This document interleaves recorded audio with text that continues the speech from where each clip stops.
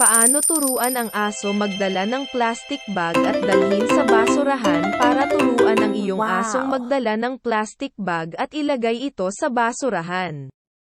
Maaari mong sundan ang mga sumusunod na hakbang, pumili ng oras na tahimik at walang distraction para sa iyong aso. Maglaan ng oras na hindi kayo inaabala ng iba pang gawain. Mag-imbak ng mga malinis na plastic bag na hindi pa ginagamit. Ito ang bag na gagamitin ng iyong aso. Tawagan ang iyong aso at tawagin ito sa kanyang pangalan para magkaroon ng atensyon.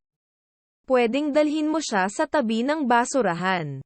Gamit ang isang command tulad ng dala o kuha. Ipakita ang plastic bag sa iyong aso.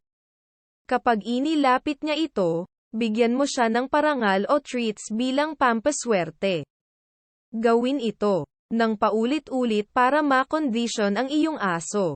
Patuloy na ituro ang proseso hanggang sa itaguyod na ng iyong aso ang plastic bag at dalhin ito sa basurahan. Kapag nagawa niya ito ng maayos, pumuri at magbigay ng treats bilang gantimpala. Patuloy na mag-ensayo at Wow! gawin ito ng madalas. Huwag kalimutan na maging pasensyoso sa iyong aso. Pwedeng ito ay tumagal ng ilang sesyon bago niya ito maintindihan.